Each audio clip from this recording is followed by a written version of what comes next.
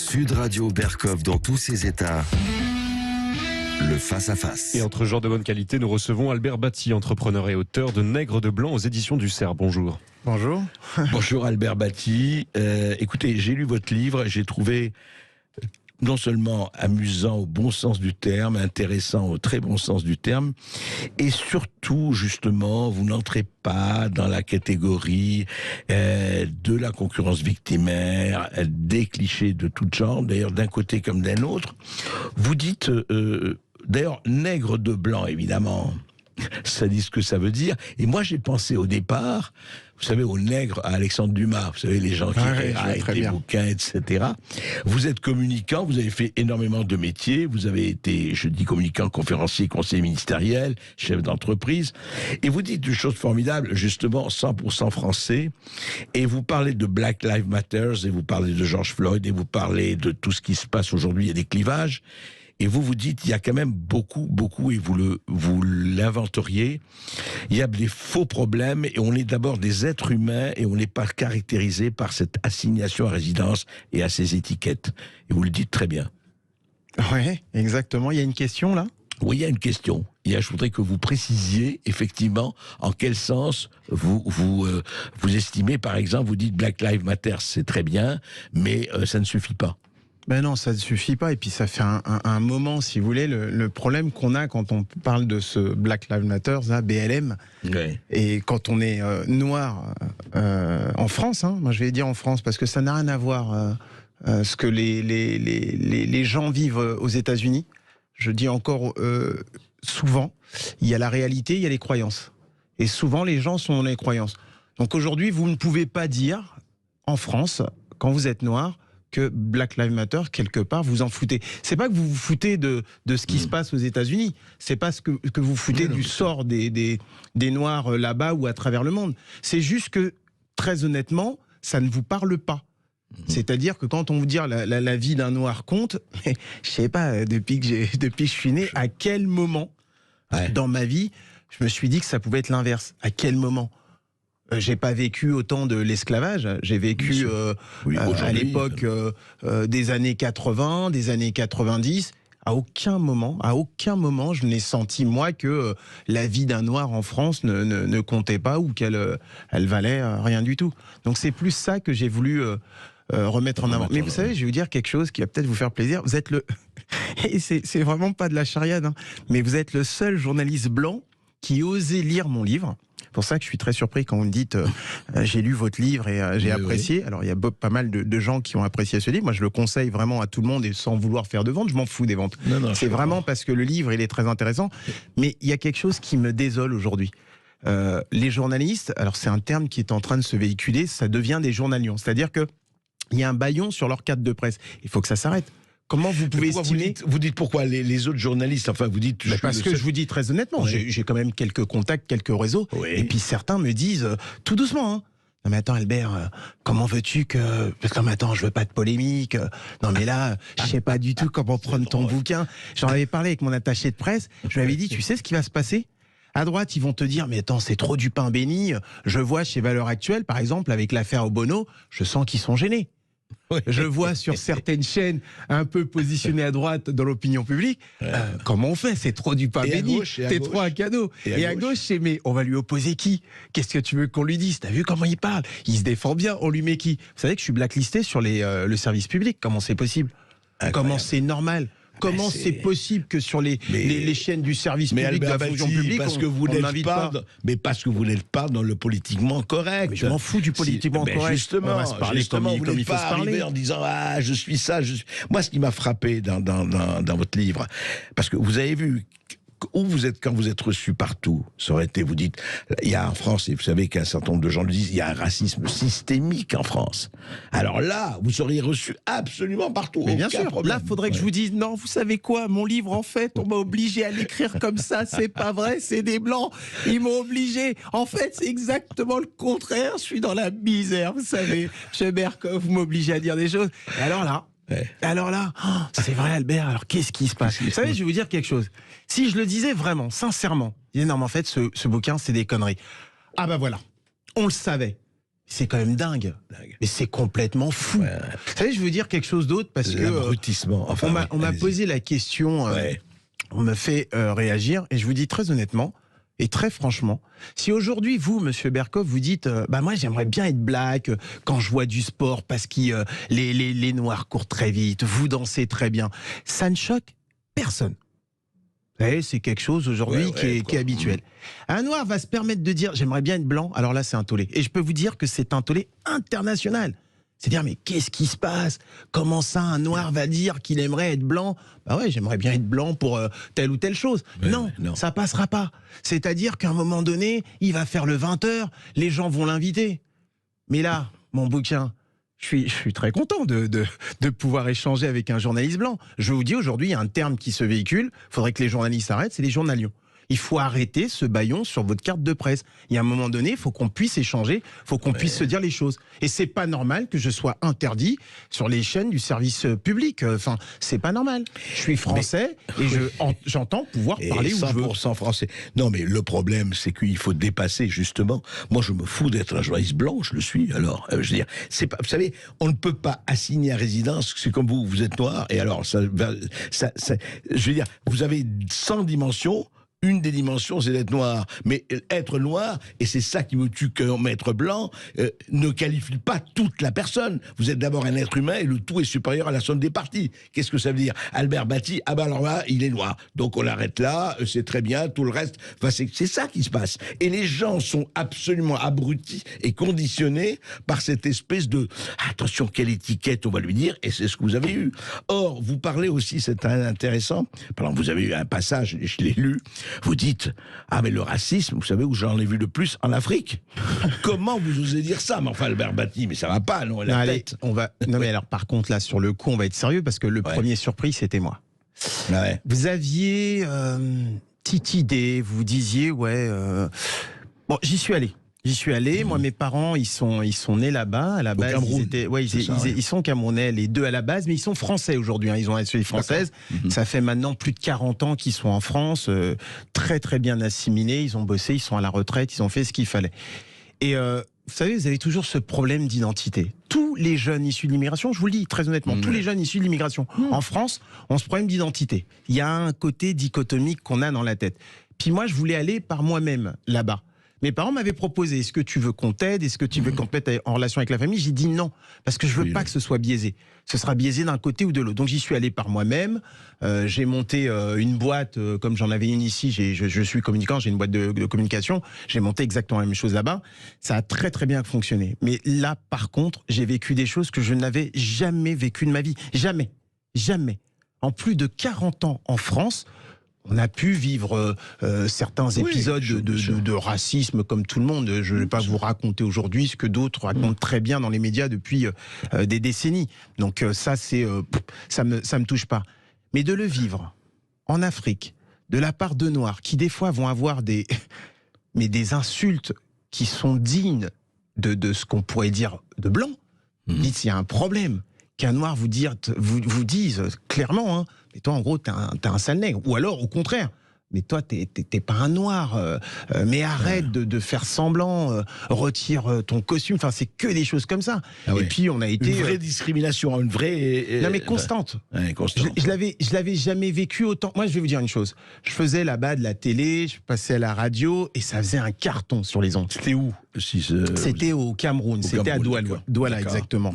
Et je faisais un carton sur les ondes. Alors, 3/4 des gens, quand c'était en radio ou en télé, des fois, ils me reconnaissaient. Enfin, ils reconnaissaient pas. Ils savaient pas que c'était un Noir qui parlait. Ils pensaient que c'était un Blanc. Puis bon, dès que ça a commencé à se propager, gros carton. Moi, j'avais une boule au ventre quand je sortais à Douala, parce que il y avait des gens, beaucoup de gens voulaient me parler, mais je sentais qu'il y avait une espèce de petite haine qui commençait à monter. Mais c'est qui celui-là? Il vient nous donner des leçons, tout ça, alors que c'était pas le cas. C'est juste, je m'exprime, je ne joue pas un jeu. Vous exprimez un homme libre. Alors, je vais vous dire une chose, je vais même faire le contraire, parce qu'à un moment donné, je me souviens, j'ai commencé à venir à Douala et à vouloir prendre l'accent. C'est-à-dire, là-bas, vous dites, bon, je vais essayer de m'assimiler. Et c'est là que vous êtes faux. Bah, bien sûr. C'est là que vous n'êtes pas naturel. Bien sûr. C'est là qu'il y avait un problème. Bien sûr. Alors, des fois, c'est marrant parce qu'ils étaient contents, mais là aussi, ils vont dire, bon... Ouais, il fait exprès. Il fait exprès, et en plus, l'Africain, tu serais pas un peu en train de te foutre de notre gueule? Bon, vous voulez quoi exactement? Je suis moi ou je suis pas moi-même? Bonne Et puis, question. On va se retrouver, Albert Bati, tout de suite après cette petite pause. À tout de suite. Les carottes sont cuites. Sud Radio Berkov dans tous ses états. Et nous sommes toujours avec Albert Bati, Nègre de blanc aux éditions du Cerf, un livre que je vous recommande parce que c'est un livre qui tranquillement, de façon humoristique, de façon drôle et de bonne humeur, fracasse les bons mythes, les bons clichés, etc. Il les fracasse tranquillement, justement, sans en faire des tonnes. Et c'est un livre personnel, vous racontez votre enfance, vous racontez comment vous avez été éduqué, vous racontez tout cela. Et en fait, Albert Bati, ce qui transparaît de votre livre, c'est que vous dites, attendez, est-ce que j'ai le droit, moi, d'être 100% français sans me faire traiter de bounty, de nègre blanc, etc., etc. Et vous dites tranquillement, oui, j'ai le droit, et j'ai le droit. J'ai même pas le droit, c'est comme ça, et je vois pas qui pourrait me le disputer ou me le discuter. Ouais, et je vais vous dire une chose, ça, maintenant, j'en suis encore plus sûr. C'est pour ça que j'invite vraiment tous les jeunes issus de l'immigration à lire le passage où je raconte que avant d'aller en Afrique, j'avais un petit peu ce problème de savoir est-ce que vraiment mes origines ont un impact sur ma façon de penser, sur ma façon de vivre. Et puis bon, j'ai vu le traitement que j'ai reçu là-bas. Après, j'ai bien réussi professionnellement, mais je vous parle d'un problème de relationnel, de culture, où vous vous rendez compte tout simplement qu'en fait, vous êtes 100% français. Il n'y a pas 1%, il n'y a pas 1% dans mes veines d'origine camerounaise, de ce que vous voulez, j'en ai rien à secouer. Dans l'ADN, oui, parce que c'est... D'ailleurs, j'ai étudié les maths et la biologie, mais au-delà de ça, je vous parle de façon psychologique, rien. Et qu'est-ce qui m'en a persuadé? C'est mon exil en Afrique. C'est-à-dire que ça m'a été flagrant quand je discutais avec des enfants qui avaient été adoptés. Je me suis dit, ah mais en fait c'est ça quoi. C'est-à-dire qu'en fait, en gros, l'Afrique c'est ta mère biologique, elle t'a laissé.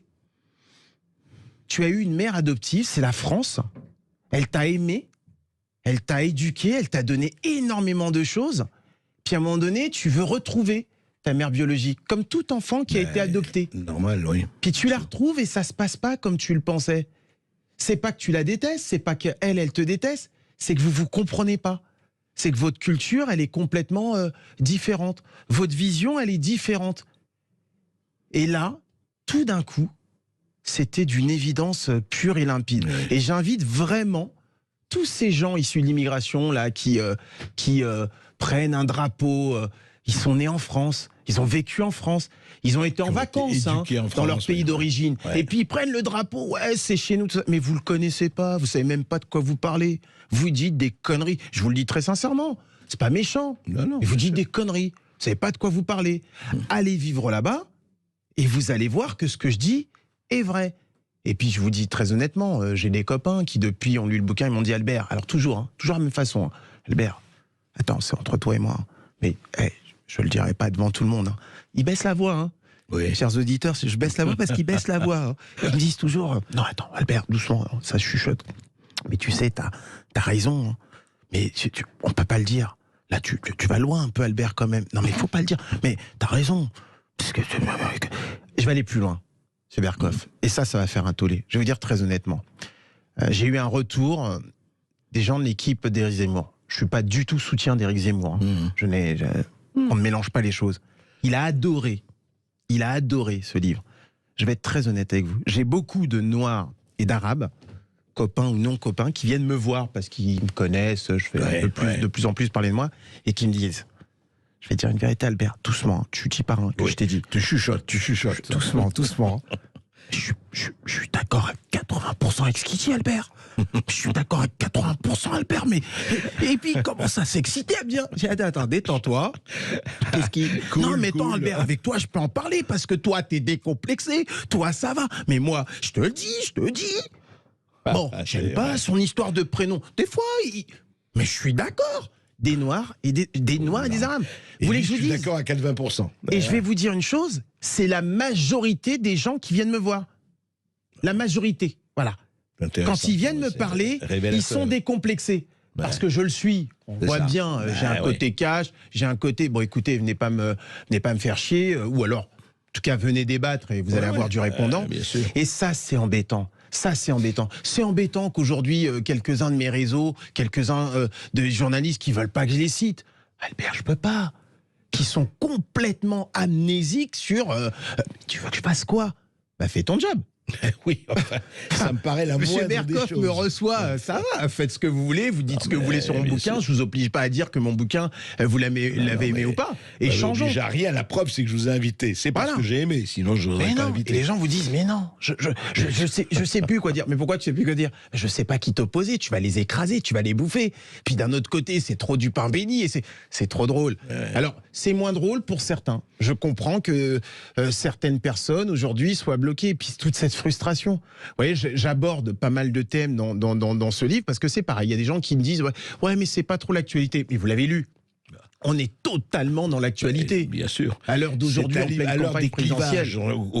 Dans lequel on vit au-delà même des présidentielles. C'est complètement un livre, je vais vous dire en quoi, moi je le dis, c'est un livre sain. Voilà. Parce qu'au sens santé du terme, au moment où on parle beaucoup de sanitaire, c'est un livre sain. Pourquoi? Parce qu'il dit les choses. Vous mettez les mots MOTS sur les mots MAUX et vous dire attendez, arrêtez de délirer, arrêtez d'hystériser, arrêtez de dire que c'est vraiment le combat du bien contre le mal, etc. Vous dites voilà, moi voilà ce que j'ai vécu. En plus, vous parlez de votre vécu. C'est pas que vous faites de la théorie. En fait, il est là le problème. Il est aujourd'hui, les gens, je suis assez crédible, je vous dis, je me fais de plus en plus connaître, je fais de la télé, donc forcément, par rapport à avant, il est qui, il sort d'où, qu'est-ce qu'il raconte, on va chercher. Puis ils ont cherché, puis ils ont vu, ah merde, c'est vrai, effectivement, tout ce qu'il dit. Donc il y a un moment donné, comme je parle de mon vécu, ils peuvent pas vous mettre en difficulté. Et comme certains disent beaucoup de conneries, forcément, face à moi, ça va ressortir. Vous allez me dire quoi? Il va me dire, alors oui, Monsieur Batti, je connais très bien la condition des Noirs en France. Ah bon, il y a quel titre? Parce que on m'a dit. Mais moi je vous dis, moi je suis noir en France, et moi je vous dis, oui mais vous ce que vous dites, et puis il va finir par vous lâcher, hein. Vous êtes plus totalement noir. Ah bon? vous êtes décoloré. Chaque fois que je viens en télé, chaque fois que je viens sur un plateau, en fait je prends une tenue. Et Monsieur Berkoff, je vais vous le dire très honnêtement, je me suis foutu de votre gueule, je ne suis pas noir.